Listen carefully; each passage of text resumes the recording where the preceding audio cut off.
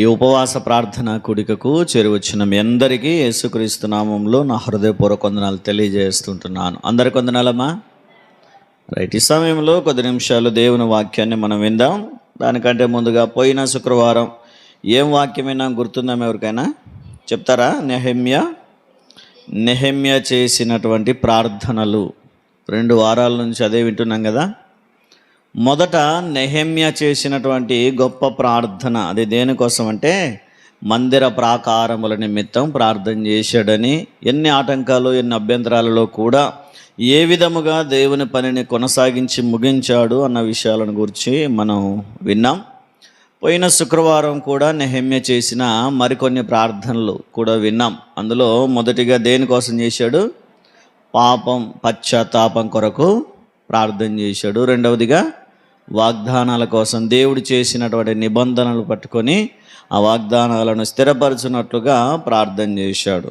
Right, గుర్తుంచుకున్న మీ అందరికీ మరొకసారి వందనాలు తెలియజేస్తూ ఈ సమయంలో కూడా కొద్ది నిమిషాలు దేవుని వాక్యాన్ని మనం విందాం. నెహెమ్యా గారు చేసిన మరికొన్ని ప్రార్థనలు ఉన్నాయి బైబిల్ గ్రంథంలో. చాలా ప్రార్థనలు చెప్పాను కదా, పోయిన వారమే చాలా ప్రార్థనలు చేశాడు ఆయన. చాలా చోట్ల ప్రార్థనలు చేసినట్టుగా ఉంది. కనుక వీలైనంతగా మనం ఆయన చేసిన ప్రతి ప్రార్థనను డీకోడ్ చేస్తూ దాన్ని ధ్యానం చేస్తూ ముందుకు కొనసాగే ప్రయత్నం చేద్దాం. ఆయన వాగ్దానం చేసిన వాటి కొరకు, పాపముల కొరకు, మందిర నిర్మాణం కొరకు ప్రార్థనలు చేసినవన్నీ 1వ అధ్యాయంలో మాత్రమే ఉన్నాయి. 1వ అధ్యాయం మాత్రమే మనం ధ్యానం చేసాం ఇప్పటి వరకు. అయితే 2వ అధ్యాయం నుంచి కూడా ఆయన ఇంకా ఎన్ని ప్రార్థనలు చేశాడు అని మనం ధ్యానం చేస్తూ వెళ్దాం. 2వ అధ్యాయము ఒకసారి 3-4 వచనాలు ఒకసారి చదువుదాం. నేను మిగుల భయపడి రాజు చిరంజీవి అగునుగాక, నా పితరుల సమాధులుండు పట్టణము పాడైపోయి దాని గుమ్మములను అగ్నిచేత కాల్చబడి ఉండగా నాకు దుఃఖముఖము లేకపోవునా అని రాజుతో అంటిని. అప్పుడు రాజు, ఏమి కావలసి నీవు మనవి చేయుచున్నావని నన్ను అడగగా, నేను ఆకాశమందలి దేవునికి ప్రార్థన చేసి తిని. చాలు, ఇక్కడ ఆయన ప్రార్థన చేసినట్టుగా ఉంది. ఇదేం పెద్ద ప్రార్థన ఏం కాదు, చిన్న ప్రార్థన, సింపుల్గా. ఆయన ఏం ప్రార్థన చేశాడో కూడా తెలీదు, ఆయన దేనికోసం ప్రార్థన చేశాడో కూడా తెలియదు. కానీ ఆ ప్రార్థన దేనికోసం ఆయన చేశాడో ఈరోజు మనమే దాన్ని కనిపెట్టాలి. ఏమ్మా, ఆయన దేనికోసం ప్రార్థన చేశాడో లేదు, కానీ ఆయన దేనికోసం చేశాడో మనమే కనుక్కోవాలి. ఇప్పుడు కనుక్కుందామా? మేమే సిఐడి ఆఫీసర్లు కాదు సార్ అంటారా? మేమే ఇన్వెస్టిగేషన్ చేసే సిఐడి ఆఫీసర్లు కాదు, మేము ఎలా కనుక్కుంటాం సార్ అని అంటారా? అక్కడ ఉన్న సందర్భాన్ని బట్టి ఆలోచన చేస్తే దేనికోసం ఆ సందర్భంలో ఏ ప్రార్థన చేస్తారో కూడా మనకి ఈజీగా అర్థమవుతుంది.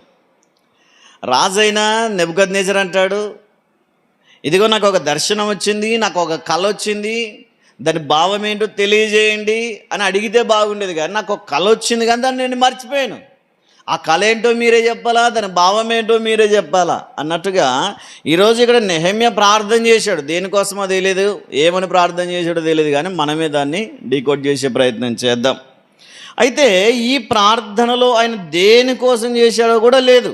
చూడండి, 4వ వచనం ఒకసారి చదవండి. అప్పుడు రాజు, ఏమి కావలసి నీవు మనవి చేయుచున్నావని నన్ను అడగగా, నేను ఆకాశమందలి దేవునికి ప్రార్థన చేసి తిని. చాలు, దేనికోసం చేశాడో ఉందా ఏమైనా? ప్రవ్వా మూల జ్ఞాపకం చేసుకో, లేదా సహాయం చేయి, లేదా కాపాడు, లేదా స్వస్థపరచు ఏమని అడిగాడా? ఏం చేశాడో లేదు, కానీ ప్రార్థన అయితే చేశాడు. ఆ ప్రార్థన దేనికోసం చేశాడో తెలియాలంటే ఆ ముందు ఆ వెనక జరిగే సందర్భాలు మనకు అర్థం కావాలి. ఎక్కడ నిలవబడ్డాడు అప్పుడంటే రాజు ఎదుట నిలవబడ్డాడు. రాజు దగ్గర ఎందుకున్నాడు అంటే ఆయనకు అది ఒక ఉద్యోగం. ఆయన ఏం చేసేవాడు? రాజు దగ్గర గిన్నె అందించేవాడు. ఏం గిన్నె? పెరుగు పచ్చడా, ద్రాక్షారసం. రాజుకు భోజనం పెట్టేవాడు ఒకడు, నీళ్ళు ఇచ్చేవాడు ఒకడు, రాజుకు ద్రాక్షారసం ఇచ్చేవాడు ఒకడు. అలాగా రకరకాల ఉద్యోగాలలో అర్థహశస్త రాజు క్రింద నెహెమ్యా గారిది ఒక ఉద్యోగం. అదేంటంటే గిన్నె అందించేవాడు, అనగా ద్రాక్షారసం అందించేవాడు. ఇక మనకు అర్థమైన భాషలు చెప్పాలంటే సరాయి పోసేవాడు. కానీ మనకూడదు మాట ద్రాక్షారసం. ఇంకా అది ద్రాక్షారసం పులియబెట్టి మత్తుగా చేసుకొని తాగేవాళ్ళే. దాన్ని అలా అంటాం మనకు అర్థమయ్యే భాషలో, కానీ బైబిల్ ఎక్కడ అట్లా లేదు. గిన్నె అందించేవాడంటే ఇక ఏం గిన్నెలు ఏం తాగుతారు వాళ్ళు? ద్రాక్షారసం తాగుతారా? దాన్నే పులియబెట్టి మత్తుగా చేసుకొని తాగుతారు, అంతేనా? రాజులు తాగేది, రైట్. అలాగా గిన్నె అందించే ఉద్యోగంలో ఉన్నాడు. ఆ ఉద్యోగం చేస్తూ ఉన్నప్పుడు ఒకరోజు దిగులుగా కనిపించాడు. అందుకే రాజు అడుగుతాడు, చూడండి ఒకసారి 2వ వచనం చదవండి. నీకు వ్యాధి లేదు కదా, నీ ముఖము విచారముగా ఉన్నదేమి, నీ హృదయ దుఃఖము చేతనే అది కలిగినదని నాతో అనెను. చాలు, రాజు అడుగుతున్నాడు. ఏంటి నెహెమ్యా, ఎప్పుడు సంతోషంగా ఉండేవాడివి, ఎప్పుడు ఆనందంగా హ్యాపీగా ఉండేవాడివి, ఎందుకు ఈరోజు చాలా దుఃఖంగా ఉన్నావు? ఆ మాట ఏంటో రాజుకు తెలీదు. పలాని విషయం ఇలా జరిగిందని ఈయన రాజుకు చెప్పట్లేదు, కానీ ఇద్దరు ఒకరికొకరు అర్థం చేసుకునేలా దేవుడే సందర్భాన్ని అలాగా ప్రేరేపించాడేమో రాజుగారిని. అందుకే రాజు అంటాడు, నెహెమ్యా నీకేం వ్యాధి లేదే, నీకేం రోగం లేదే, అంత బాగానే ఉన్నా, క్షేమంగా ఉన్నావు కదా, మరి ఎందుకు దుఃఖంతో ఉన్నావు అంటే అప్పుడు భయపడిపోయాడు. ఒకవేళ నేను ఏదైనా చెప్తే రాజు నన్ను ఉద్యోగంలో నుంచి తీసేస్తాడేమో, తొలగిస్తాడేమో, ఎన్నో భయాలు హృదయంలో ఉన్నాయి. అయినా రాజుతో మాట్లాడాల్సిన అవసరం ఉంది. ఏం అవసరం ఉంది అప్పుడు నెహెమ్యా గారికి? యూదా దేశానికి యెరూషలేముకి వెళ్ళి దేవుని మందిర ప్రాకారాలు, పడిపోయిన ప్రాకారాలు నిలవబెట్టాలా, కట్టాలా, మరలా తిరిగి పునాదులు వేసి వాటిని నిలవబెట్టాలా. అంత గొప్ప పని పెట్టుకున్నాడు. అక్కడికి వెళ్ళాల్సిన అవసరం ఉంది. ఇక రాజుగారు అడిగితే కోప్పడతాడేమో అని ఈ అన్నిటి మధ్యలో అడగలేక భయపడుతూ అడుగుతూ రాజుగారికి ఉత్తరం ఇచ్చే ప్రయత్నం చేస్తున్నాడు. అందుకే భయపడ్డాడంట ఆయన. 3వ వచనంలో, నేను మిగుల భయపడి రాజు చిరంజీవి అగునుగాక, భయపడిపోయాడు. రాజుకు చెప్తే ఏమంటాడో, ఒప్పుకుంటాడో లేదో, నేను అడిగినవి ఓకే అంటాడో లేదో. రాజు ఒకసారి ఓకే అన్నాడంటే సంతోషం, ఇక కాదన్నాడంటే దానికి తీవ్రమైన శిక్ష ఎదుర్కోవాల్సి వస్తుంది. అందుకే రాణి అయిన ఎస్తేరు రాజు దగ్గరికి వెళ్ళేటప్పుడు, ఆయన నన్ను క్షమిస్తే సరిపోయి, లేకపోతే చనిపోతానే అంటది. అంటే ఆయన క్షమించకపోతే చనిపోయే అవకాశం కూడా ఉంది. అందుకే నెహెమ్యా ఇక ధైర్యం చేసి మాట్లాడుతూ అంటాడు, నా ప్రజలు, నా దేశం, నా దేవుని మందిరం పాడైపోయింది, ఇక నాకు ఎలా సంతోషం ఉంటుంది అని చెప్పి ఆ సందర్భాన్ని గూర్చి రాజుతో మాట్లాడాల. అక్కడ భయంతో ఉన్నాడు. అయితే ఇప్పుడు ధైర్యంగా రాజుతో మాట్లాడగలిగే ధైర్యం కావాలా. అందుకే రాజుతో మాట్లాడడానికంటే ముందుగా ఆ భయాన్ని పోగొట్టుకొని మాట్లాడగలిగే ధైర్యం కావాలని దేవుని వైపు తిరిగి ప్రార్థన చేశాడంట. అందుకే మనం చదువుకున్నాం ఇందాక 4వ వచనమా 3 నీవు మనవి చేయుచున్నావని అడుగగా, నేను ఆకాశమందలి దేవునికి ప్రార్థన చేసి తిని. ఆ విషయాన్ని అడగడానికంటే ముందే దేవునికి ప్రార్థన చేస్తున్నాడు. రాజు అడగడానికంటే, రాజుకు జవాబు ఇవ్వడానికంటే ముందే దేవునికి ప్రార్థన చేస్తున్నాడు. అంటే ఇప్పుడు మాట్లాడబోతున్న మాటల కోసం సహాయం కావాలా. ఇప్పుడు రాజు అడిగిన ప్రశ్నకు జవాబు ఇవ్వాలి. ఆ జవాబు సరి అయినదైతేనే రాజు పంపిస్తాడు. ఆ జవాబు సరి అయినది కాకపోతే ఇక రాజిష్టం ఏ తీర్మానమైనది తీసుకోవచ్చు కనుక ఇక రాజు నన్ను దయతలచి పంపించేలా ఎవరు చేయాలి? ఇప్పుడు దేవుడే చేయాలా. ఇప్పుడు దేవుడు ఆ రాజుకు మంచి మనస్సు పుట్టించాలా. ఆ మనస్సు, ఆ రాజు హృదయాన్ని నెహెమ్యా వైపుకు తిప్పాల దేవుడు. ఇప్పుడు తిప్పాలంటే దేవుని అడగాల. అందుకే దేవుని వైపు, ఆకాశమందలి దేవునికి ప్రార్థన చేసి తిని. ఏమని ప్రార్థన చేసి ఉంటాడు ఇప్పుడు చెప్పండి? రాజుతో మాట్లాడబోతున్నాను కనుక రాజు హృదయం కరగాల. రాజు నా మాటలు అర్థం చేసుకోవాలా. నేను చెప్పినవన్నీ అంగీకరించాలా. నేను అడిగినవన్నీ నాకు దయచేసి మరలా వెళ్ళిపోయి నీ మందిరాన్ని కట్టుకో అని చెప్పి నా మీద దయ చూపించాలని దేవుని సహాయం కొరకు ప్రార్థన చేసింటాడు. అదేనా? ఇదే ప్రార్థన చేసింటాడా? దేవుని సహాయం కొరకు ప్రార్థన చేస్తూ ఉన్నాడు. రాజుతో మాట్లాడాలంటే నా జ్ఞానం పనిచేయదు. రాజుతో మాట్లాడాలంటే నా జ్ఞానము, నా మాటలు, నా ధైర్యం చాలవు కనుక దేవుడే సహాయం చేయాలని చెప్పి రాజు అడిగిన వెంటనే రాజుకు జవాబు ఇవ్వడానికంటే ముందు దేవుని సహాయం కోరుతున్నాడు. కాబట్టి ఈరోజు ఏదైనా మనం కూడా మన జీవితాల్లో దేవుడు ఏ పనైనా చేయాలన్నా, ఏ కార్యమైనా చేయాలన్నా మొదటగా ఏం చేయాలంట?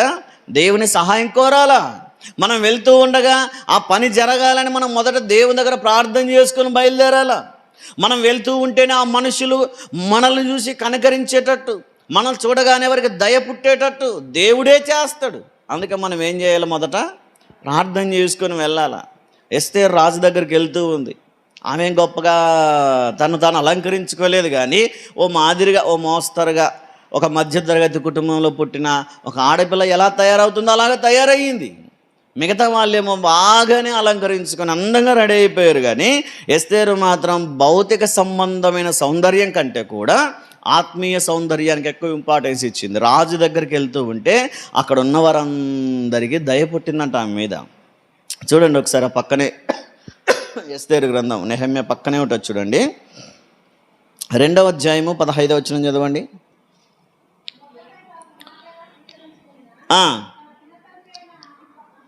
అబీహాయిలు కుమార్తెయగు ఎస్తేరు రాజునొద్దకు వెళ్ళుటకు వంతు వచ్చినప్పుడు స్త్రీలను కాయు రాజు యొక్క షండుడైన హేగే నిర్ణయించిన అలంకారము గాక ఆమె మరి ఏమీ కోరలేదు. ఎస్తేరును చూచిన వారందరికీ ఆమె యందు దయ పుట్టెను. హల్లెలూయా, హల్లెలూయా. ఆమె ఏమైనా పెద్దగా అలంకరించుకునిందా? లేదు. ఏ అలంకారం లేకపోయినా దేవుడు అందరి మనస్సును ఆమె మీదుగా దయ పుట్టించేలా, దయ కలిగి ఆమెను మాట్లాడించేలా దేవుడు చేశాడు. అందుకే ఎవరితోనైనా మాట్లాడడానికంటే ముందు, ఏ పని నిమిత్తమైనా వెళ్ళడానికంటే ముందు ఏం చేయాలంటే మనం కూడా ప్రార్థన చేసుకోవాలి. ఏమని? దేవుని సహాయం కొరకు. ప్రభువా, నేను మాట్లాడుతున్న అధికారులతో, నేను మాట్లాడుతున్న మా యజమానులతో, నేను మాట్లాడుతున్న మా పై ఉద్యోగస్తులతో, మా పొలము అధికారులతో నీవే మాట్లాడు. ముందుగా నీవే వారితో మాట్లాడి, నేను మాట్లాడుతున్నప్పుడు నా మీద వారికి దయ పుట్టేలా నీవే చేయి ప్రభు అని చెప్పి దేవునికి ప్రార్థన చేయాలి. నెహెమ్యా చేసింది అదే. రాజుతో మాట్లాడడానికంటే ముందుగా దేవునితో మాట్లాడు. ప్రభువా, నీవే సహాయం చేయాలి ప్రభువా అని ప్రార్థన చేశాడు. అప్పుడు ప్రార్థన చేస్తే రాజుల మనస్సులు కూడా దేవుడు కరిగిస్తాడు కదమ్మా. రాజుల మనస్సులైనా సరే మనకు అనుకూలంగా మారుస్తాడు దేవుడు. ఎస్తేరు ఏం ప్రార్థన చేసినట్టు లేదు, కానీ ఎస్తేరును చూడగానే అందరికీ ఏం పుట్టిందంట? అందరికీ ఉన్నదా? 15వ వచనం ఆఖరిలో చదవండి. రాజు యొక్క షండుడైన హేగే నిర్ణయించిన అలంకారముగా ఆమె మరి ఏమీ కోరలేదు. ఎస్తేరును చూచిన వారందరికీ ఎంతమంది చూస్తున్నారో ఆమెను, రాజు యొక్క స్వయంవరానికి వచ్చినటువంటి రాజులు, మంత్రులు, భటులు, సైనికులు, అక్కడ ఉన్న ప్రజలు, స్త్రీలు, పురుషులు, పిల్లలు, పెద్దలు ఎంతమంది ఉన్నారో ఆ రాజ్యసభ సమావేశాలలో కానీ అక్కడ ఉన్న వారందరికీ దయ కలిగిందంట ఎస్తేరును చూడగానే. దేవుడు అలా చేస్తాడు. మనం ప్రార్థన చేసుకుని వెళ్తే మనం చేసే పని ఆ అధికారులే మన మీద దయ తలిచి మనకు సహకరించే విధంగా దేవుడు చేస్తాడు. వారికి మాత్రమే కాదు, రాజు కూడా దయ కలిగిందంట. చూడండి ఒకసారి 17వ వచనం చదవండి. స్త్రీలందరికంటే రాజు ఎస్తేరును ప్రేమించెను, కన్యకలందరికంటే ఆమె అతని వలన దయా దాక్షిణ్యములు పొందెను. హల్లెలూయా, హల్లెలూయా. రాజుకి ఏమొచ్చిందంటే ఇప్పుడు దయ కలిగింది. ఎస్తేరును చూడగానే దయా దాక్షిణ్యములు కలిగాయంట. మిగతా వాళ్ళని చూసినప్పుడు దయ కలిగిందో లేదో తెలియదు. మిగతా వాళ్ళని చూసినప్పుడు ఈమె అందంగా ఉంది, ఈమె బాగానే ఉంది, ఈమె సౌందర్యంగా ఉంది, ఈమె ఆలోచన చేశాడేమో బహుశా రాజుగారు. కానీ ఎస్తేరును చూడగానే ఆయనకు దయ పుట్టిందంట. దేనికోసం? ఎస్తేరు దేవుని ప్రార్థన చేసి వెళ్ళిపోయిందేమో, ప్రభువా నా వల్ల అయితే కాదు, నేను అందంగా కనిపిస్తే ఆయన నన్ను కోరుకుంటాడో లేదో కూడా తెలీదు. కాబట్టి ఆయనకు దయ పుట్టాలంటే ఎవరు చేయాలా? నీవే చేయాలా. కాబట్టి నీవే సహాయం చేయి ప్రభువా, ఆ మనుష్యునికి దయ పుట్టేటట్టు నీవే సహాయం చేయని ప్రార్థన చేసుకుని వెళ్ళిపోయిందేమో బిడ్డ. అందుకే ఏ విషయంలోనైనా మనం వెళ్ళేటప్పుడు ఏం చేయాలంట? ప్రార్థన చేసుకోవాలి. ప్రార్థన చేస్తేనే దేవుడు ఆ మనుష్యులకు మన మీద దయ పుట్టిస్తాడు. అందుకే నెహెమ్యా దేనికోసం ప్రార్థన చేసి ఉంటాడు చెప్పండి? ఆ మనుష్యుడు ఎవరితో మాట్లాడుతున్నాడు? రాజుతో మాట్లాడుతున్నాడు. రాజుకు నా మీద దయ పుట్టాలా, రాజుకు దయ పుట్టేలా నీవే చేయాలా. రాజు నన్ను చూడగానే ఓకే అనాలా, నేను అడిగిన వాటన్నిటికీ ఒప్పుకోవాలా. రాజులను ఈజీగా ఒప్పుకుంటారా ఏ విషయాన్నైనా? నీవెవడరా నేను చెప్పడానికి, నాకు చెప్పడానికి నీవెవడు, నేను చెప్పినట్టు నీ వినాలా అని చెప్పేవే రాజులు ముందే ఆ స్థాయిలో ఆ స్థానంలో ఉన్నటువంటి అహంకారం గర్వాన్ని బట్టి ఎవరిని లెక్క చేయరు. అట్లాంటి రాజులు సహితం దయదలచాలంటే, దయ కలిగి మనతో ప్రేమగా మాట్లాడాలంటే ఏం చేయాలంట? దేవునికి ప్రార్థన చేయాలి. అందుకే మొదటిగా రాజు యొక్క దయ కొరకు, దేవుని సహాయం కొరకు నెహెమ్యా ప్రార్థన చేశాడు. అందుకే రాజు అడుగుతూ ఉన్నప్పుడు ఏమి కావలసి నువ్వు మనవి చేయుచున్నావని అడుగగా, నేను ఆకాశమందలి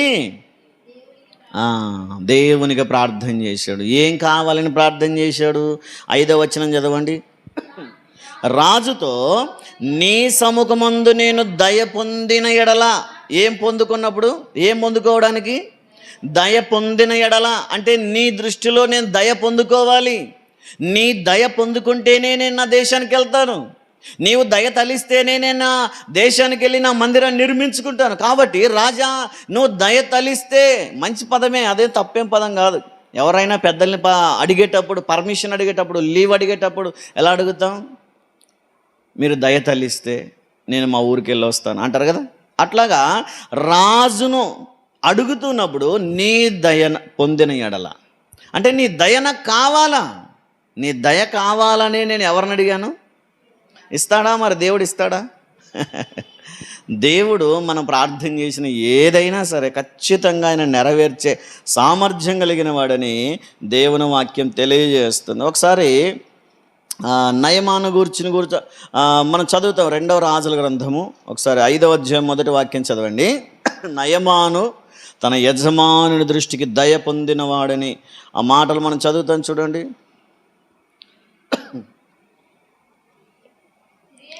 సిరియా రాజు సైన్యాధిపతి అయిన నయమాను అను ఒకడుండెను. అతని చేత యెహోవాయే సిరియా దేశమునకు జయము కలుగజేసి ఉండెను గనక అతడు తన యజమానుని దృష్టికి గనుడై దయ పొందినవాడాయను. చాలు. ఏం పొందుకున్నాడంట నయమాను? ఎవరి దృష్టిలో? రాజు దృష్టిలో ఏం పొందుకున్నాడు? దయ. రాజుకు నయమాను మీద ఎందుకు దయ కలిగింది? దేవుడు అతని పక్షాన ఉండి విజయం కలిగిస్తున్నాడు గనక. అంటే నయమాను ఏ పని చేసినా, ఏ కార్యం చేసినా, ఎక్కడ యుద్ధానికి వెళ్ళినా నయమాను విజయంతోనే ఇంటికి వస్తున్నాడు. ఏంటి నయమానుకున్న స్పెషాలిటీ ఏంటంటే, నయమానుకు తోడు ఎవరున్నారంట? దేవుడు. దేవుడైన యెహోవా నయమాను వలన ఆ సిరియా రాజుకు విజయాన్ని అనుగ్రహించాడంట. అందుకే నయమాను మంచివాడని, నయమానుకు దేవుడు తోడు. నయమానే మంచి వ్యక్తి ఏం కాదు, మరలా అట్లా అనుకొని దేవుడు తోడున్నాడని కూడా మంచి వ్యక్తి అనుకునేరు. నయమాను అన్యుడే, అన్య దేశస్థుడే, అయినా సరే దేవుడు అతని ద్వారా దేశానికి విజయాన్ని ఇచ్చాడు అని లేఖనాలు తెలియజేస్తుంది. అతడు కుష్ఠరోగి, దేవుని నమ్మనివాడు, సేవకుల మీద దురుసుగా మాట్లాడినవాడు కదమ్మా. ఆ ముందు 5వ అధ్యాయం అంతా చదివితే నీవు నా దగ్గరకు వస్తావేమో అనుకున్నాను అంటాడు ఎలీషాతో. నువ్వు నా దగ్గరకు వచ్చి చేతులాడించి ప్రార్థన చేస్తావేమో అనుకున్నాను, నువ్వు నా దగ్గర రాకుండానే యోర్దాన్లో మునగమంటావేంటి అని సేవకులతో ఎదురు మాట్లాడి, మూర్ఖంగా మాట్లాడి, బాగుపడకుండానే వెళ్ళిపోదాం అనుకున్నవాడు మూర్ఖంగా మాట్లాడిన వాడే. దేవుడు తోడున్నాడు కదా అని మంచి వ్యక్తి ఏం కాదు.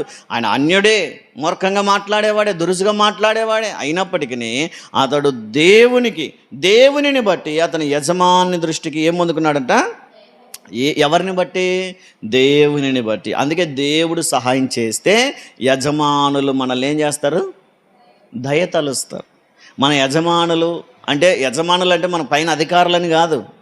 మనం ఏదైనా పని మీద వెళ్తున్నాం అనుకోండి, ఏదో పని ఉంది, కలెక్టర్ ఆఫీస్కి వెళ్తున్నాం, ఇక్కడ ప్రార్థన చేసుకుని వెళ్తే వారు మన మీద దయ తలిచి సంతకం చేసి పంపించేస్తారు. మనం ఏం ప్రార్థన చేసుకోకుండా వెళ్ళిపోయామనుకోండి, ఒక 15 రోజులు ఆగిరండి సార్ అంటారు. 15 రోజుల తర్వాత మళ్ళీ పోతాం, చాలా బిజీగా ఉన్నాం సార్, ఇంకొక వారం ఆగి రాపోండి అంటారు. ఇంకొక వారం ఆగిపోయామనుకోండి, ఒక 3 రోజులు ఆగిరండి అంటారు. తిప్పుతూనే ఉంటారు. ఇంకా ఒక్క చిన్న సంతకమే 1 నిమిషంలో అయిపోయే పని. అంటే దేవుడు దయ పుట్టించకపోతే మనం ప్రయాసపడాల్సిందే, ఇంకా మన పనులు జరగవు. అదే మనం ప్రార్థన చేసుకుని బయలుదేరామనుకోండి, వారికి దయ పుడుతుంది. ఏ పనులు లేకుండా దేవుడు చేస్తాడు. ఆ రోజు మన పని మాత్రమే పెట్టుకునేలా దేవుడు చేస్తాడు. మనం కనిపించగానే రండి రండి రండి, మీకోసం ఎదురు చూస్తున్నాను, మీ ఫైల్ మీద సంతకం చేయడానికే సిద్ధపడుతున్నానని మన పనిని ఈజీగా చేస్తారు. ఎందుకంత ఈజీగా చేస్తారంటే దేవుడు మన మీద వారికి దయ పుట్టించాడు. అందుకనే నెహెమ్యా కూడా రాజు యొక్క దయ కొరకు, దేవుని సహాయం కొరకు ప్రార్థన చేస్తున్నాడు. రాజు దయ పొందిన ఎడల అంటే రాజు దయ కావాలి నాకు, రాజు యొక్క దయ తలిస్తే, రాజు నా మీద దయ తలిస్తేనే నేను వెళ్తాను నా దేశానికని, రాజు నా మీద దయ తలచాలంటే ఎవరు సహాయం చేయాలా? దేవుడే సహాయం చేయాలని చెప్పి ఆకాశమందలి దేవునికి ప్రార్థన చేసి ఏమని చేశాడు? బైబిల్లో లేదు. ఇప్పుడు మనం జరిగిన సందర్భాన్ని బట్టి చెప్పండి, దేనికోసం చేసి ఉంటాడు? గట్టి చెప్పండి, అదే మాటలు గట్టి చెప్పండి. రాజుతో మాట్లాడాలి, ఇంకా రాజుకు నా మీద దయ కలగాలి. నేను మాట్లాడుతున్న మాటలు ఇప్పుడు దయ కలిగింది అనుకోండి, మనం చెప్పే ప్రతి మాట రాజు వింటాడు. మనం చెప్పే ప్రతి మాట రాజు వింటాడు. ఎందుకు వింటాడంటే మన మీద దయ కలిగింది కనుక, మన మీద ప్రేమ కలిగింది కనుక. ఫర్ ఎగ్జాంపుల్, నా కుమారుడు చాలా అల్లరి చేస్తుంటాడు కదమ్మా, చూసారా? అల్లరంటే అర్థమవుతుందా, సుల్ల పనులు అంటే అర్థమవుతుంది? అల్లరేనా? నాకే చాలా కోపం వచ్చేది. నేను బెల్ట్ తీసుకున్నానంటే మరి వణికిపోతాడు, కొట్టకుండానే ఏడుస్తాడు. మాకు చాలా విసుగు వచ్చేది వాడు అల్లరా. ఒక్క చోట కూర్చునే రకం కాదు. నిశ్చిని కాసేపు కొడతాడు, బయటికి వెళ్ళి ఆడుకుంటాడు, సైకిల్ దొక్కుతాడు, గోడలు ఎక్కుతాడు. చూశారు కమ్మా, ఏం సార్ కొడుకు ఇట్లా అనుకునింట్రే. వాడు అల్లరికి విసుగు వచ్చింది నాకు, వాళ్ళ అమ్మకు. కానీ 1, 2, 3 అనే లోపు సిట్రేట్ అయిపోతాడు. మరి 3 అనే లోపే, 3 దాటిందంటే వాడికి దెబ్బలు పడతాయి. ఆ రోజు విసిగిపోయేవాడు అల్లరికి. మన జ్వరం వచ్చిపోయి రోగం వచ్చిన కొల్లాగా అయిపోయాడు. వాడు లేవలేడు, కూర్చోలేడు, మాట్లాడలేడు, నవ్వలేడు. మాకు చాలా బాధ వేసింది. మీరు నవ్వుతున్నారు కానీ మాకు చాలా బాధ వేసింది. ఇంత యాక్టివ్గా ఉన్న పిల్లోడు ఎందుకు ఇలా అయిపోయినాడని మేము కూడా చాలా బాధపడ్డాం. దేవుని దయ వల్ల బాగా అయింది. ఇప్పుడు మరలా కానీ ఇప్పుడు ఏమనిపిస్తుంది తెలుసా? రోగం వచ్చిన కోల్లాగా మంచం మీద ఉన్నోని చూసి చూసి చూసి చూసి బాధపడిన మేము వాడు యాక్టివ్గా ఉంటుంటే మాకు సంతోషం వేస్తుంది ఇప్పుడు. ఎందుకంటే వాడు అలా ఉండడం చూడలేకపోయాం కదా. దేవుడు దయ తెలిసి వాడిని యాక్టివ్గా చేశాడు. వాడిని అల్లరి ఇప్పుడు మాకు సంతోషం వేస్తుంది. అంటే వాడు అల్లరి చేయాలని కాదు, మరి మీ పిల్లల్ని అల్లరి చేయడానికి రండి అని కాదు. మరి అపార్థం చేసుకున్నారు. వాడు అల్లరి చేస్తుంటే బాధ కాదు, ఇప్పుడు సంతోషం. ఎందుకంటే వాడి జ్వరం ఇడిచింది, వాడికి అనారోగ్యం పోయింది, ఇంతకుముందులో బాగా యాక్టివ్గా ఉన్నాడు అనే సంతోషం. అంటే ఇప్పుడు వాడు అల్లరి చేసిన కోపం రావట్లేదు, వాడు యాక్టివ్గా ఉండడమే కావాలి. ఇప్పుడు వాడు అలా మంచాన పడుకొని దుప్పటి కప్పుకొని నీరసంగా డల్గా ఉండడం కంటే కూడా అల్లరి చేసినా పర్వాలేదు, యాక్టివ్గా ఉండి హుషారుగా ఉంటే చాలా అనుకుంటాం. అట్లా నెహెమ్యా రాజు దయతలిస్తే కనుక దేశానికి వెళ్తానన్నా పంపిస్తాడు. మా మందిరం కట్టుకోవడానికి ఏం కావాలా? బంగారు కావాలా, వెండి కావాలా, మొద్దులు కావాలా, ఏం కావాలన్నా పంపిస్తాడు. ఎందుకు? దయ కలిగింది కదా. అందుకే ఆయన అంటాడు, రాజుకు దయ కలిగిన ఎడల. అదేనా? చదవండి, 5వ వచనం చదవండి. నీ సముఖమందు నేను దయ పొందిన ఎడల నా పితరులు సమాధులుండు పట్టణమునకు తిరిగి కట్టునట్లుగా నన్ను యూదాదేశమునకు పంపుడని వేడుకొనుచున్నానని నేను మనవి చేసేదని. అందుకు రాజు రాణి తన యుద్ధ కూర్చొని ఉండగా, నీ ప్రయాణము ఎన్ని దినములు పట్టును, నీవు ఎప్పుడు తిరిగి వచ్చేదవని అడిగను. నేను ఇంతకాలమని చెప్పినప్పుడు రాజు నన్ను పంపుటకు చిత్తము గలవాడాయను. హల్లెలూయా, హల్లెలూయా. దేవునికి ప్రార్థన చేయకపోతే ఏం పని లేదు. నెహెమ్యా ఒగబడిండు, ఉన్న పని చూసుకో, ఉద్యోగం చూసుకో, నువ్వు పోతే ఎవరు చేస్తారు ఈ పనులన్నీ అనేవాడేమో. కానీ ప్రార్థన చేసుకున్నాడు గనక రాజుకు దేవుడు దయ పుట్టించి పంపడానికి ఇష్టపడ్డాడంట. పంపడం మాత్రమే కాదు, ఇంకేం చేశాడు చూడండి 7వ వచనం నుంచి. ఇదియుగాక రాజుతో నేను ఇట్లాంటిని, రాజు నాకు అనుకూలమైతే యూదాదేశం వరకు నేను చేరు వరకు నన్ను దాటించినట్లుగా నది అవతలనున్న అధికారులకు తాకీదులను, పట్టణ ప్రాకారమునకును మందిరముతో సంబంధించిన కోట గుమ్మములకు నేను ప్రవేశింపబో ఇంటికిని దూలములు మ్రానులు ఇచ్చినట్లుగా రాజుగారి అడవులను కాయు ఆసాపునకు ఒక తాకీదునియ్యుడని అడిగి తిని, అలాగున తోడుగా ఉండి నాకు కృప చూపుచున్న నా దేవుని కరుణాహస్తము కొలది రాజు నా మనవి ఆలకించెను. హల్లెలూయా. ఎందుకు ఆలకించాడు చెప్పండి? రాజుకు దయ కలిగింది. ఎందుకు పంపించాడు చెప్పండి? రాజుకు దయ కలిగింది. అడిగినవన్నీ ఎందుకు ఇచ్చాడు చెప్పండి? రాజుకు దయ కలిగింది. మరి రాజుకు దయ ఎందుకు కలిగింది? ప్రార్థన చేసుకున్నాడు గనక. అందుకే చిన్న ప్రార్థనే కదా, ఇదేం పెద్దగా లేదు. ఆకాశమందలి దేవునికి నేను, ఈ 4 పదాల్లోనే ఎంత అర్థం ఉందో చూడండి. ఈ 4 పదాల్లోనే ఎంత ఆలోచించగలిగే డెప్త్ ఉందో ఆలోచించండి. అంటే ఆ చిన్న ప్రార్థన, ఒక్క లైన్ ప్రార్థన రాజు మనసును మార్చేసింది. రాజు పంపించడానికి ఇష్టపడ్డాడు. వెంట సెక్యూరిటీని పంపిస్తున్నాడు. మరలా దొంగలు రాకుండా ఎజ్రా ఏమని ప్రార్థన చేశాడు? మాకు శుభ ప్రయాణం కలగాలి, వెళ్తున్న అరణ్యంలో నది అవతల దొంగలు శత్రువుల చేతుల్లో నుంచి మనం తప్పించినట్లు ప్రార్థన చేశాడా? ఇవన్నీ అంటే ఇవన్నీ నెహెమ్యా కూడా దాటుకొని వెళ్ళిపోవాలి. ఎజ్రా మాత్రమే కాదు, నెహెమ్యా కూడా అవన్నీ దాటుకొని వెళ్ళిపోవాలి. అహావా నది దాటి, అరణ్యం దాటి వెళ్ళిపోవాలి యూదా దేశానికి, యెరూషలేం పట్టణానికి. అంటే వాటన్నిటిలో నుంచి ఏది నష్టపోకుండా, ఏది కోల్పోకుండా సెక్యూరిటీని పంపించాడు. సెలవులు శాంక్షన్ చేసేసాడు. కావలసినంత వెండి బంగారములు, మొద్దులు, మ్రాణులు, కావలసినవన్నీ అడిగినవన్నీ పంపించగలిగాడంటే దీని అంతటికి మూల కారణం నెహెమ్యా చేసిన ఒక్క ప్రార్థన. కాబట్టి మొదటిగా రాజు దయ తలచాలని దేవుని సహాయం కొరకు ప్రార్థన చేశాడు. ఆయన ప్రార్థన చేసినట్టుగానే రాజు దయ తలిచి తన కార్యాన్ని ముందుకు నడిపించడానికి సహకరించే విధంగా దేవుడు అతనికి దయ పుట్టించినట్టుగా దేవుని లేఖనాల్లో మనం చూస్తూ ఉన్నాం. మనం కూడా మనుషుల దయ కలగాలంటే, మనుషులు మనకు సహాయం చేయాలంటే ఏం చేయాలా? దేవునికి ప్రార్థన చేసుకోవాలి. ప్రార్థన చేసుకోకుండా బయలుదేరామనుకోండి ఏ పని కాదు. ప్రార్థన చేసుకోకుండా అడుగు పెట్టామనుకోండి అక్కడంతా ఓడిపోయే వచ్చేస్తాం. కాబట్టి ఎప్పుడైనా ఏ పని మీదైనా, పని కోసమైనా, చేను కోసమైనా, ఉద్యోగం కోసమైనా, వ్యాపారం కోసమైనా, ఇంటర్వ్యూ కోసమైనా, ఎగ్జామ్ కొరకైనా, దేనికోసమైనా సరే మనం వెళ్తున్న ప్రతి పని కొరకు ఆకాశమందలి దేవునికి ప్రార్థన చేసుకోవాలి. ప్రార్థన చేస్తే దేవుడు మార్గములు సరళం చేస్తాడు.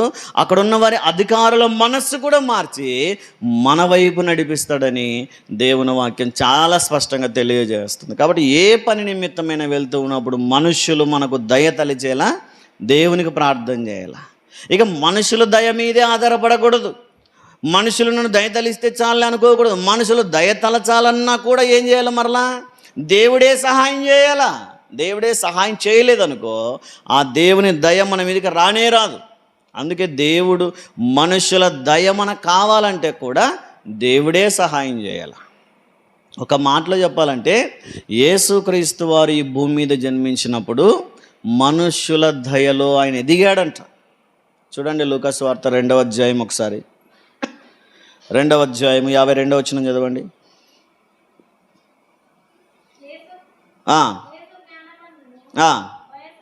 వయస్సునందును దేవుని దయయందును మనుష్యుల దయయందును వర్ధిల్లుచుండెను. హల్లెలూయా. మనుషుల దయయందును దేవుని దయయందును. దేవుని దయ కావాలా, మనుషుల దయ కూడా. మాకేం అవసరం లేదు సార్, మామే పై స్థాయిలో ఉన్నామంటారా? ఎంత ఉన్నత స్థాయిలో ఉన్నా దేవుని దయ లేకపోతే క్రింది స్థాయికి వచ్చేస్తాం. మన ధనాన్ని బట్టి కానీ, మన బలాన్ని బట్టి కానీ, మన పేరును బట్టి కానీ, మన ఇంటిని గోత్రాలను బట్టి కానీ ఏ పనులు జరగవు. జరిగినది కొంతవరకే. అయితే దేవుని దయ మన మీదకి వస్తే మనుష్యులు కూడా దయ తలిచేలా దేవుడు చేసి మన ప్రతి కార్యాన్ని దేవుడు ఏం చేస్తాడంట? సఫలము చేస్తాడని దేవుని వాక్యం తెలియజేస్తుంది. రైట్. మొదటిగా దేనికోసం చేశాడు? ఇప్పుడు రాజు దయ తలిచేలా దేవుని సహాయం కొరకు ప్రార్థన చేశాడు. రెండవది, ఈరోజు రెండవదిగా మనం 4వ అధ్యాయం 4వ వచనాన్ని ఒకసారి చదవండి.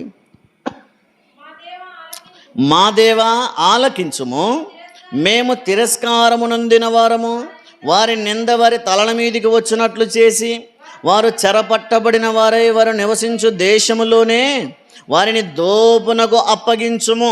చాలు. ఈ ఒక్క మాటను బట్టి మనం ఆలోచన చేస్తే ఏమని ప్రార్థన చేస్తున్నాడు నెహెమ్యా రెండవదిగా ఇక్కడ? దేనికోసం ప్రార్థన చేస్తున్నాడు చెప్పండి? మేము తిరస్కారము నొందిన వారము అంటున్నాడు. దేవునికి ప్రార్థన చేస్తూ తన బాధ చెప్పుకుంటున్నాడు. ఏం కలిగింది, అంత బాధ ఏం కలిగింది ఆయనకంటే, ఆ పైన సన్బలటును టోబియాయు ఏం చేస్తున్నారు? నెహెమ్యాను అవమానపరుస్తున్నారు. రే నెహెమ్యా, నీవెంత, నీ బ్రతుకెంత? నీవు మందిరం గోడగట్టేంత వాడివైపోయావా? నీవేంటో మాకు తెలియదా? నీ భార్య పిల్లలు, నీ అన్నదమ్ములు మాకు తెలియదా? ఒక్క దెబ్బతో మేము నేను చంపేయగలం, జాగ్రత్త అని చెప్పి బెదిరిస్తున్నారట. రోజు నెహెమ్యాను ఇబ్బంది పెడుతూ, అవమానపరుస్తూ, కించపరుస్తున్నారంట. నీ బ్రతుకు చూసుకో సరిగా, నీ బ్రతుకు సరి చేసుకో అని చెప్పి ఎన్నో మాటలు ఆయన తిడుతూ ఉంటే, దూషిస్తూ, అవమానిస్తూ ఉంటే, ఆయన చేసిన పని ఒకే ఒక పని, దేవునికి ప్రార్థన చేశాడు. ప్రభువా, మేమేం పొందుకున్నాం? ఆశీర్వాదాలా? ఏం పొందుకున్నాం? తిరస్కారము పొందుకున్నాం. అంటే తృణీకరించబడ్డాం, లేదా అవమానించబడ్డాం, లేదా దూషించబడ్డాం. మనకి ఈ పరిస్థితి ఎదురైందనుకోండి, ఎవరికి ఫోన్ చేస్తాం? వెంటనే ఫోన్ చేస్తాం. ఎవరికి? అన్నదమ్ములకో, రక్త సంబంధికులకో, బంధువులకో కదా, లేదా పోలీసులకో, పోలీస్ స్టేషన్కో. పలానా వ్యక్తులు మమ్మల్ని తిడుతున్నారండి, పలానా వ్యక్తులు మమ్మల్ని అవమానిస్తున్నారండి, పలానా వ్యక్తులు మమ్మల్ని కించపరిచేలా హేళన చేసి నవ్వుతున్నారండి అని చెప్పి పోలీస్ స్టేషన్లకు ఫోన్ చేస్తామేమో మనమైతే. కానీ నెహెమ్యా ఏం చేస్తున్నాడు? దేవునికి ప్రార్థన చేస్తూ, మా దేవా ఆలకించుము, మేము తిరస్కారము నొందిన వారం. ఇదిగో మేము అవమానం పొందుతున్నాం. దేనికోసం? నీ కోసం, నీ పని కోసం, నీ మందిరం కోసం మేము అవమానం పొందుతున్నాం. దయతో మమ్మల్ని జ్ఞాపకం చేసుకోమని ప్రార్థన చేస్తున్నట్టుగా దేవుని లేఖనాల్లో మనం చూస్తూ ఉన్నాం. అయితే నెహెమ్యా వలె మనం ఏం నేర్చుకోవచ్చు ఇక్కడ అంటే, ఎన్ని తిరస్కారాలైనా, ఎన్ని నిందలైనా, ఎన్ని అవమానాలైనా మనం దేవునికే ప్రార్థన చేసి దేవునికే చెప్పుకోవాలి మన బాధ అంతా. ఎవరికి చెప్పాల్సిన అవసరం లేదు. ఎవరొచ్చి మనకు సహాయం చేసేదేమి లేదు, ఎవరొచ్చి మనల్ని విడిపించేదేమి లేదు, ఎవరొచ్చి మన కట్లు తెంపేదేమి లేదు, ఎవరొచ్చి మన అప్పులు కట్టేదేమి లేదు. మన బాధలు మనమే పడాలా, మన పని మనమే చేసుకోవాలా, మన కష్టం మనమే పడాలా, మన కుటుంబాన్ని మనమే బాగు చేసుకోవాలా. అయితే మన బాధను, మన కన్నీటిని చూడమని ఎవరికి ప్రార్థన చేయాలా? దేవునికి ప్రార్థన చేయాలి. ప్రభువా, మేము తిరస్కరించబడుతూ ఉన్నాం, ఈ మనుషుల మధ్యలో అవమానం పొందుతున్నామని ఏ విధంగా అయితే నెహెమ్యా ప్రార్థన చేశాడో, మనం కూడా మన బాధలో, కన్నీటిలో కూడా ఏం చేయాలంట? ప్రార్థన చేయాలి. యోబుకి ఎన్ని తిరస్కారాలు వచ్చాయో చూడండి. 34వ అధ్యాయంలో ఆయన అంటాడు, నీళ్ళ వలె పానము చేశాను నేను తిరస్కారం అంటాడు. 34వ అధ్యాయము ఒకసారి 7వ వచనాన్ని చదువుదాం. 34:7. యోబు వంటి మానవుడెవడు? అతడు మంచినీళ్ళ వలె తిరస్కారమును పానము చేయుచున్నాడు. చాలు. ఎట్లా తిరస్కారాలంట? మంచినీళ్ళ వలె.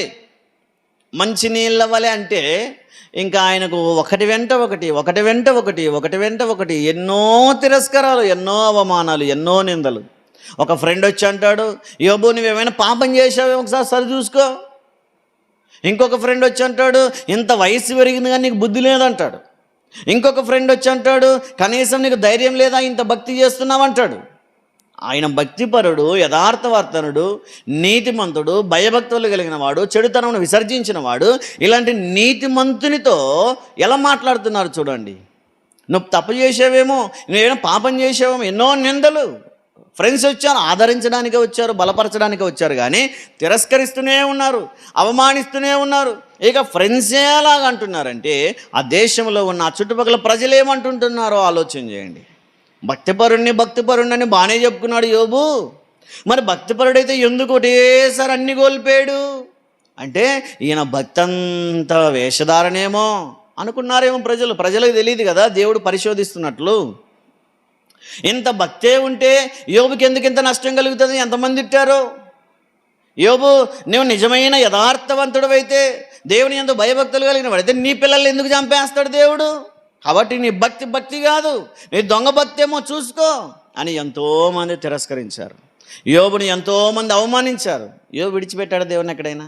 ప్రార్థన చేశాడు దేవునికి అంతే. ప్రభువా, వారి తండ్రులు నా మందలు మేపే కుక్కలతో కూడా సమానం గారు, అట్లాంటి వారి పిల్లలు ఈరోజు వచ్చి నన్ను మాట్లాడుతున్నారు ప్రభువా. నా మందలు కాసే కుక్కల కంటే అధ్వానమైన వాళ్ళు ఈరోజు నన్ను మాట్లాడుతున్నారు. అయినా నేను ఎవరిని ఏమన్నాను ప్రభువా, నీవే చూసుకో, ఈ అవమానాలు ఈ బాధలన్నీ నీకోసం భరిస్తానని అన్ని తిరస్కారాలను యోబు సహించి ఆ తర్వాత ఎంత గొప్పగా ఆశీర్వదించబడ్డాడో మనకు తెలుసు. అందుకే నెహెమ్యా కూడా తిరస్కారము, అవమానము, నింద అతను కలిగినప్పుడు ఎదురు మాట్లాడట్లేదు ఆయన. ఒరే మీరెంత చూసుకుందాం రండి, మా పక్కన ఎంతమంది, మీ బలం మా బలం, ఇవేం మాట్లాడట్లేదు నెహెమ్యా. ఏం చేస్తున్నాడు? దేవునికి ప్రార్థన చేస్తున్నాడు. ప్రభువా, ఈ తిరస్కారం నీకోసం అనుభవించైనా సరే, ఈ నిందలు నీకోసం భరించైనా సరే, నీ మందిర ప్రాకారంలో పని మాత్రం నిలవబెట్టే ప్రసక్తే లేదు. నీ మందిర పని పూర్తి చేయాల్సిందే. నీ మందిరాన్ని, నీ మందిర పనులను మాత్రమే ఆపేది లేదు అన్నట్టుగా దేవుని మీద ఆధారపడి కొనసాగుతున్నాడు. అయితే నిందలు వచ్చిన ప్రతిసారి ప్రార్థన చేస్తున్నాడు. అవమానం కలిగిన ప్రతిసారి ప్రార్థన చేస్తున్నాడు. అవమానించిన వారి కొరకు కూడా ప్రార్థన చేస్తున్నాడు. అవమానాల కొరకు, నిందల కొరకు, అతన్ని దూషించిన వారి కొరకు అతడు ప్రార్థన చేసినట్టుగా లేఖనాల్లో మనం చూస్తాం. అయితే నిందలు, అవమానాలు కలిగినప్పుడు, తిరస్కారం కలిగినప్పుడు, అవమానాలు కలిగినప్పుడు మనం కూడా ఏం చేయాలి? నెహెమ్యాలాగా ప్రార్థన చేయాలంతే. మనుషుల మీద మనం పగ పెంచుకోకూడదు. దేవునికి ప్రార్థన చేయాలి. ప్రభువా, సమస్తాన్ని చూస్తున్నవాడు నీవే వారికి తీర్పు తీర్చని ప్రార్థన చేయాలి. అందుకే కీర్తనల్లో మనం చూస్తాం, మన తిరస్కారములన్నిటిలో నుంచి మనల్ని తప్పించగలిగిన సామర్థ్యం కలిగిన వాడు మనం ఆరాధిస్తున్న దేవుడని 119వ కీర్తన 22వ వచనములో ఒకసారి చూస్తాం. చూడండి. నేను నీ శాసనములో అనుసరించుచున్నాను, నా మీదికి రాకుండా నిందను, తిరస్కారమును తొలగింపుము. చాలు. ఈ కీర్తనకారుడు తన ఉద్దేశాన్ని దేవుని ఎదుట ప్రార్థనలో పెడుతున్నాడు. ప్రభువా, నా మీదికి నింద రాకుండా, నా మీదికి తిరస్కారం రాకుండా నీవే వాటిని తొలగించుము.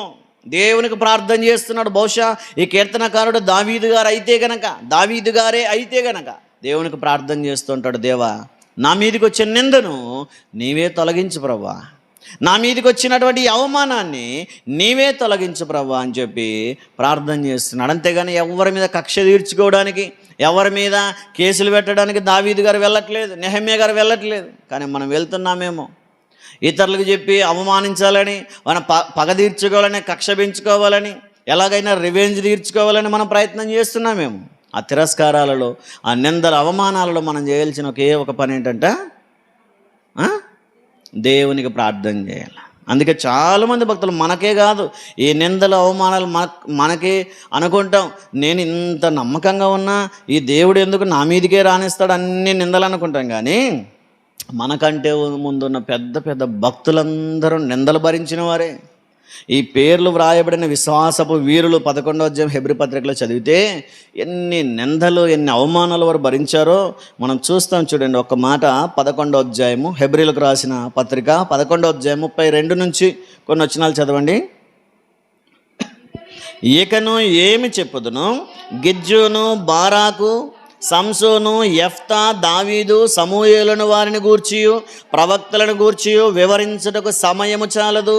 వారు విశ్వాసము ద్వారా రాజ్యములను జయించిరి, నీతి కార్యములను జరిగించిరి, వాగ్దానములను పొందిరి, సింహముల నోళ్లను మూసిరి, అగ్ని బలమును చల్లార్చిరి, ఖడ్గదారులు తప్పించుకొనిరి, భక్తిహీనులుగా ఉండి బలపరచబడిరి, యుద్ధములో పరాక్రమశాలులైరి, అన్యుల సేనలు పారదోలిరి, స్త్రీలు మృతులైన తమ వారిని పునరుద్ధానం వలన మరలా పొందిరి. కొందరైతే మరీ శ్రేష్టమైన పునరుద్ధానం పొందగోరి విడుదల పొందనులుగా యాతన పెట్టబడిరి.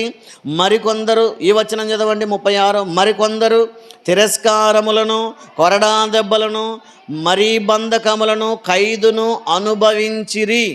ఏమేమి అనుభవించారు? వారి శ్రమలలో, వారు పొందినటువంటి శ్రమల శోధనలలో ఒకటి 36వ వచనంలో, మరికొందరు తిరస్కారములను కూడా, అంత గొప్ప భక్తులే తిరస్కారాలు అనుభవించారు, తిరస్కరించబడ్డారు, నిందించబడ్డారు, అవమానించబడ్డారు.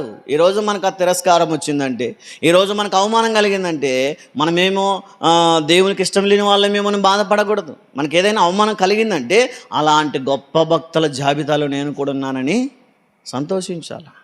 అయితే మనం పగ పెంచుకొని, కక్ష పెంచుకొని, ఇతరుల కొరకు మనం అవమానపరచడానికి, గాయపరచడానికి మనం ప్రయత్నం చేయకూడదు. నెహెమ్యాలాగా ఏం చేయాలంట? ప్రార్థన చేయాలి. ప్రభువా మా దేవ ఆలకించుము, మేము తిరస్కారము నొందిన వారము. మేము తిరస్కరించబడ్డాం, నీకోసం అవమానించబడ్డాం, నీకోసం నిందించబడ్డాం. అయితే నువ్వేం న్యాయం చేస్తావో నీవే న్యాయం జరిగించు ప్రభువా అని ప్రార్థన చేయాలి. నెహెమ్యా చేసిన ప్రార్థన అదే. అందుకనే చాలామంది భక్తులు ఇక్కడ ఏం పొందుకున్నారట? తిరస్కారమును, కొరడా దెబ్బలను, ఖైదును పొందుకునిరి. అయితే అలాంటి పరిస్థితుల్లో ప్రార్థన చేస్తూ మనం ఏం చేయాలా? 12వ అధ్యాయం ఆ పక్కనే ఒక పేజీ ఇవ్వండి. 12వ అధ్యాయము 3వ వచనాన్ని ఒకసారి చదవండి. మీరు అలసట పడకయు మీ ప్రాణములు విసుకకయు ఉండునట్లు పాపాత్ములు తనకు వ్యతిరేకముగా చేసిన తిరస్కారమంతయు ఓర్చుకొనిన ఆయనను తలంచుకొనుడి. హల్లెలూయా, హల్లెలూయా. దేవుడు అంటాడు, ఇదిగో మీరు అలసిపోవద్దు. అవమానించబడుతున్నానని అలసిపోవద్దు, నువ్వు విసిగిపోవద్దు. తిరస్కరించబడ్డానని, అవమానించబడ్డానని, నిందలు భరిస్తున్నానని నువ్వేమాత్రం విసిగిపోవద్దు. మరి ఏం చేయాలంట? ఏం చేయాలా చెప్పండి? ఏం చేయాలా? ఓర్చుకొని ఆయనను, ఎవరిని? నెహెమ్యానా? దేవునిని, మన కొరకు అవమానాలను సహించిన యేసయ్యను తలుచుకొనుడి. మనకి ఏదైనా అవమానం ఎదురైందనుకోండి, దేవుని తలుచుకోవాలా. నా దేవుడు నా కోసం పొందిన అవమానాలలో ఇదెంత, నా కోసం నా దేవుడు పొందినటువంటి శ్రమలలో ఈ తిరస్కారం ఎంత, ఈ అవమానం ఎంత, ఈ నిందెంత, ఆఫ్టర్ ఆల్ అని మనం సంతోషంగా దానిని జయించాలని దేవుని వాక్యం తెలియజేస్తుంది. మనం దేవుని జ్ఞాపకం చేసుకోవాలంతే. ఏదైనా నింద వచ్చిందనుకోండి, ఏదైనా అవమానం వచ్చిందనుకోండి, ఏదైనా తిరస్కారం ఎదురైందనుకోండి, దేవుని మాత్రమే మనం జ్ఞాపకం చేసుకొని నెహెమ్యా వలె ఏం చేయాలా? ప్రార్థన చేయాలని దేవుని వాక్యం చాలా స్పష్టంగా తెలియజేస్తుంది. మొదటిగా దేనికోసం చేశాడు నెహెమ్యా? దేవుని సహాయం కొరకు, రాజు దయ పుట్టేలా దేవుని సహాయం కొరకు ప్రార్థన చేశాడు. రెండవదిగా అతడు పొందుకున్న తిరస్కారము, నింద, అవమానాల కొరకు ప్రార్థన చేశాడు. మూడవదిగా ఆయన దేని కొరకు ప్రార్థన చేశాడు చూడండి. ఒకసారి 8-9 వచనాలు చదువుదాం. అక్కడే మిగుల కోపపడి యెరూషలేము మీదికి వచ్చి 7 నుంచి చదవండి, అర్థమవుతుంది. సన్బలటును, టోబియాయును, అరబీయులను, అమ్మోనీయులను, అష్డోదీయులను యెరూషలేము యొక్క గోడలు కట్టబడననియు బీటలన్నీ కప్పబడననియు వినినప్పుడు మిగుల కోపబడి యెరూషలేము మీదకి యుద్ధమునకు వచ్చి పని ఆటంకపరచవలని వారందరూ కట్టుకట్టి మమ్మను కలతపరచగా మేము మా దేవునికి ప్రార్థన చేసితిమి. చాలు. దేనికోసం చేస్తున్నారు? మూడవదిగా దేనికోసం? కలిగిన ఆటంకాల కొరకు ప్రార్థన చేస్తున్నారు. ఎవరెవరు ఆటంకం పరిచారంట?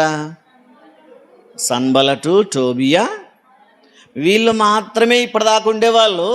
ఇప్పుడు వారవలేక ఇంకెవరిని పిలుచుకొచ్చుకున్నారంట? ఎవరెవరిని? అరబీయులు, అమ్మోనీయులు, అష్డోదీయులు. అంటే శత్రు దేశాలను కూడా కలుపుకున్నారు. మా వల్ల కావట్లేదు వారిని ఓడించడానికి, వారి పని ఆపడానికి మా వల్ల కావట్లేదు, మీరు కూడా వచ్చి మా దేశంలోనే మా మధ్య మా ప్రజలలాగా వేషం వేసుకొని, ఈ దేశ ప్రజలేనేమో అనేటట్టుగా వేషం వేసుకొని ఇప్పుడు ఆ శత్రువులు ఆ ప్రజల మధ్యలో దాక్కొని ఏం చేయాలా?